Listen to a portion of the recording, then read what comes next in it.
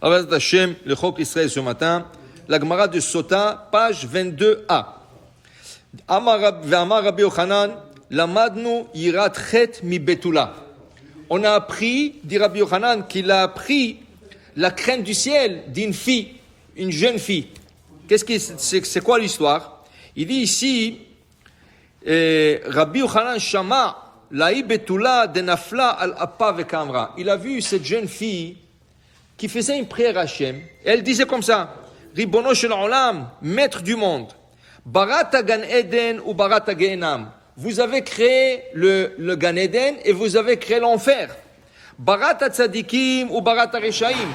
Vous avez créé le tzadikim et vous avez créé le reshaim. Yiratzom elefanecha shelo ikashlu bi bnei adam. Elle a demandé à cette jeune fille qu'elle ne soit pas, elle, un obstacle au monde. Elle était belle. Alors, il ne voulait pas que quand les gens la regardent, ils commencent à penser sur elle, ils commencent à avoir des marchavot, de mauvaises pensées et tout ça. Elle dit, vous avez créé ce Gan Eden, vous avez créé l'enfer, vous avez créé des tzadikim. Il y a tout dans le monde. Mais je ne veux pas, moi, être un obstacle dans votre monde. Alors, il dit, comme d'Irat Shamaim, elle avait cette jeune fille, une belle jeune fille. Au contraire, les femmes, qu'est-ce qu'elles veulent? Elles veulent tirer l'attention. Pourquoi tu crois que des fois, ils mettent un certain parfum? Waouh, tu peux le sentir des kilomètres. Et ils mettent des fois de certaines make-up, le rouge à lèvres, tout ça, pour tirer l'attention, de certains habits, couleurs qui tirent l'attention. Il y a d'alachot, c'est pas tout qui est permis. Il y a d'alachot, qu'est-ce qui est permis, qu'est-ce qui est pas permis.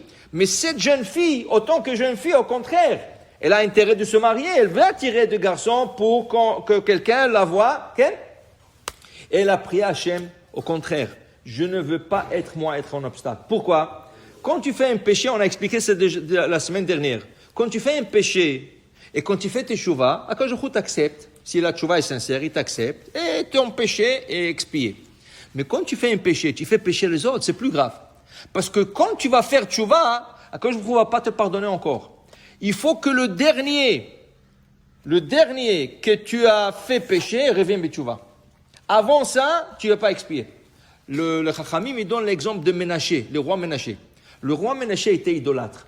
Et il a poussé le peuple d'Israël de pratiquer l'idolâtrie. À la fin, lui, il a fait teshuvah. Et la Gemara discute, yesh lo chelek began Eden ou en lo chelek began Eden. Il avait un grand miracle. Le roi de Ashur, à côté de Babylone, le roi d'Ashur est venu attaquer Israël. Il l'a attrapé, il l'a emmené là-bas chez lui. Il lui a mis dans une marmite avec de l'eau chaude, bouillante. Il lui a mis dedans pour qu'il meure comme ça en le cuisant dans une marmite. Comme un cannibale. Maintenant, lui, il commençait à prier à tous les dieux qui croyaient. Dieu ça, Dieu ça, Dieu... À la fin, il a dit, qu'est-ce qui me reste à Akadosh Baruch Hu?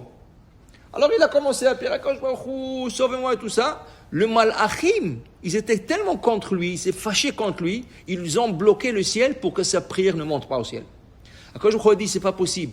Je ne peux pas être comme les autres. Qu'est-ce qu'il va dire? Moi, je lui ai pas répondu, les autres n'ont pas répondu. Il faut que je lui montre que je suis là. Mais avec tout ce qu'il a fait. Qu'est-ce qu'Hachem a fait? Khatar lo khatira mitahat kisei hakavod. Sous le trône céleste, où les anges n'ont pas accès, il lui a fait comme un tunnel. Il a accepté sa prière.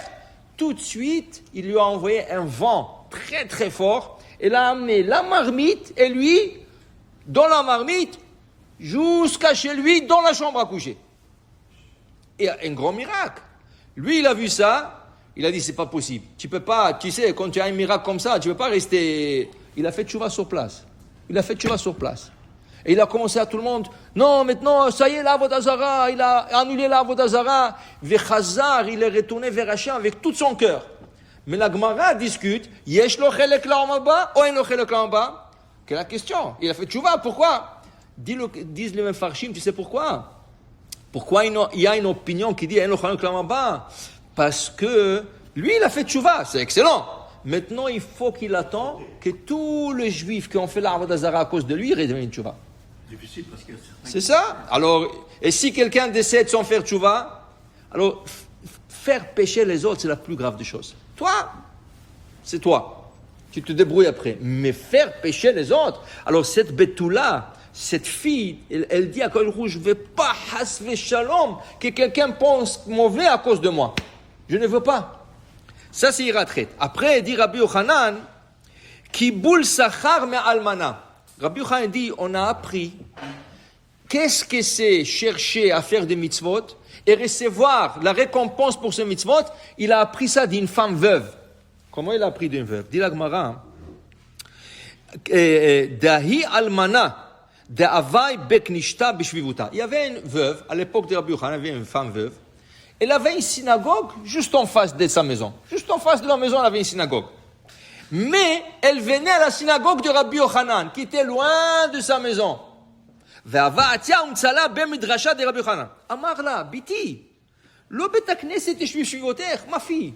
C'était une femme qui était très âgée. Elle dit, ma fille, mais tu as une synagogue juste à côté de la maison, qu'est-ce que tu viens prêcher? Ça me fait plaisir que tu viennes ici.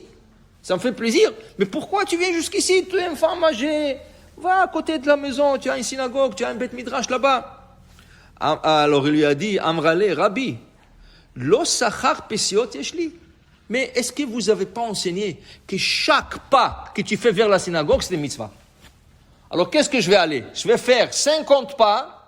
Je vais arriver à la synagogue juste à côté de moi, quand je peux faire 150 pas, et ça va être 150 mitzvot. Alors il dit, regarde, comment il a calculé ça pour avoir plus de mérite. Tu comprends? Qu'est-ce qu'on cherche aujourd'hui? On cherche aujourd'hui tout ce qui est plus facile. Tout ce qui est plus rapide. Elle a cherché au contraire. Okay? Alors des fois, tu habites à côté de ça. Alors même quand tu viens en voiture, garde la voiture un peu loin de la synagogue pour que tu auras ce mérite de venir quelque part à la synagogue et pour recevoir le sachar. Tu comprends? Ça, c'est, Rabbi Yochanan dit que les deux choses, il a appris Yirat Shamayim, Yirat Chet d'une fille, une jeune fille, et Kiboul Sachar de cette veuve qui lui a enseigné que chaque pas, c'était mitzvah et ça serait bien de s'investir dedans. Amen, amen.